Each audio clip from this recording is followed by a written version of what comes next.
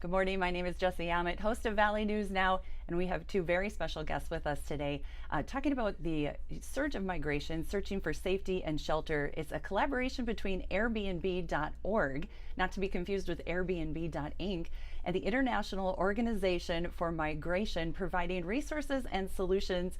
And joining us now to discuss are Kirsten Berlacher from Airbnb.org and Amy Pope from the International Organization for Migration. And I just have to give a little bit of your bios to tell everyone how special it is that you are joining us today. Kristen leads a global team that supports Airbnb's.org's effort to facilitate temporary stays for people in time of crisis around the world. I think I, like many people, didn't know this was happening. This is amazing. Kristen oversees strategic partnerships, government relations, response operations, and community engagement for Airbnb.org, and has a long, amazingly impressive list behind her of accomplishments. And Amy E. Pope, she was appointed as International Organization of Migration's Deputy Director General for Management and Reform, taking office September 1st of 2021, and now was elected as the next director, the very first woman to lead IOM. Ms. Pope will assume her duties for a 5-year term beginning on October 1st. It is my pleasure to have the both of you here with me today. Thank you so much. And Amy, great to be here. Amy, let's start with you. Let's see here. So sorry, let me get my, all right. How has the state of refugees and asylum seekers evolved in recent years, and where have you seen the greatest need? That's a huge question.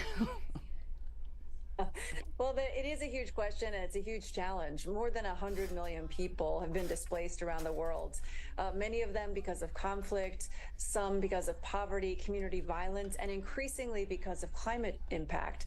So the needs are enormous, and we are very grateful to the partnership with Airbnb.org to help address some of those needs. It is incredible. I was so glad to get to interview the both of you today, because what an amazing thing.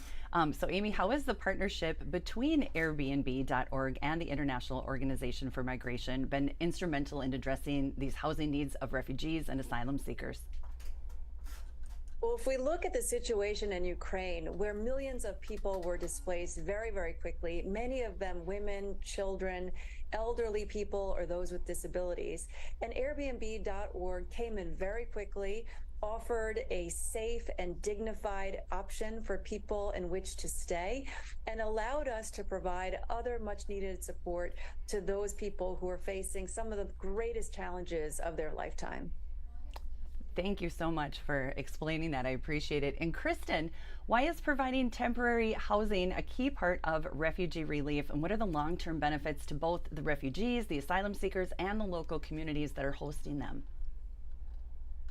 Well, when refugees are forced to leave their homes, one of the most immediate and urgent needs is finding temporary places to stay. And that's why Airbnb.org works with organizations like IOM to provide the short-term stay in these moments, including through hosts who oftentimes will offer their space for free or at a discount. And not having to worry about housing, even temporarily, will allow refugees to focus on other critical needs, whether that's accessing medical care or social services. For instance, we had a guest named Alina who fled her home in Odessa with just a backpack when the war broke out in Ukraine. And IOM was able to connect her to Airbnb.org hosts Nicoletta and Andre, who not only opened their home to her, but also helped with things like groceries and doctor's appointments, really offering that sense of connection and community, which is so important for people like Alina, who have been uprooted from their homes and often separated from their families. It's incredible, and what a difference can be made by those relationships. I think it just builds a better community for all of us and a better world.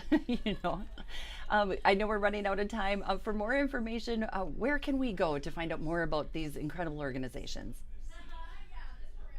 One of the easiest ways to help is by making a tax-deductible donation to Airbnb.org and USA for IOM. So you can visit both websites to learn more and see how you can donate. You can donate also directly to IOM. And right now, Airbnb.org has a matching campaign running where all donations up to a total of $5 million will be matched 1-to-1.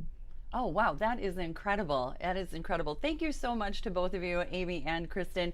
I know we got started a little late, so I'm going to let you go and just give everyone a little more detail after you're gone. But thank you again so much for your time today. Really nice meeting you and appreciate it.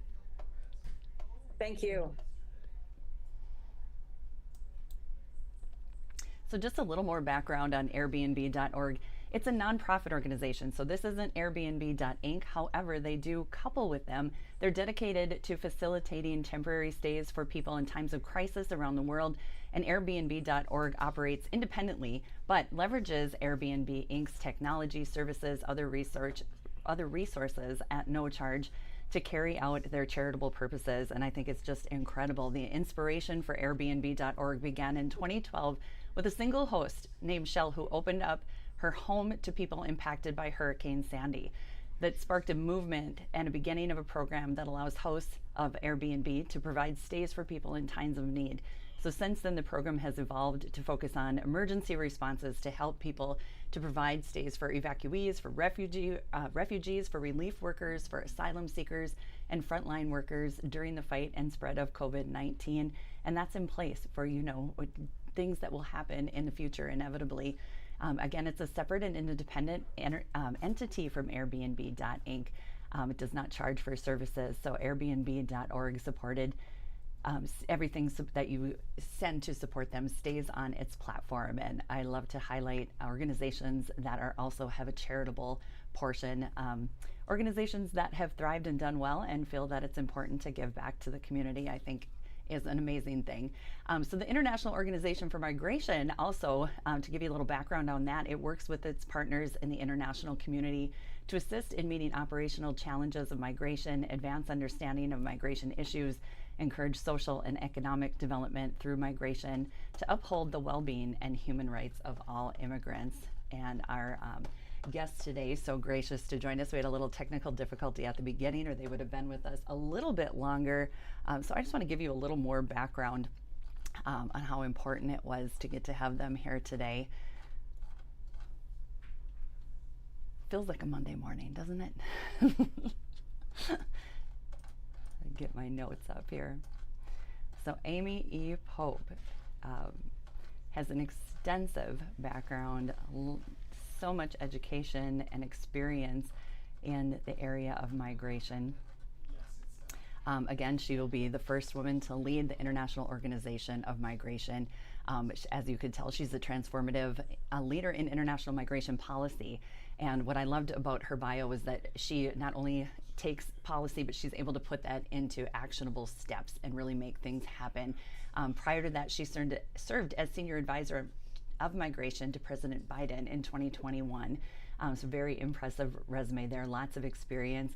It's easy for us to have opinions on those things, but it's really nice to get the education and experience of people that are dealing with it firsthand.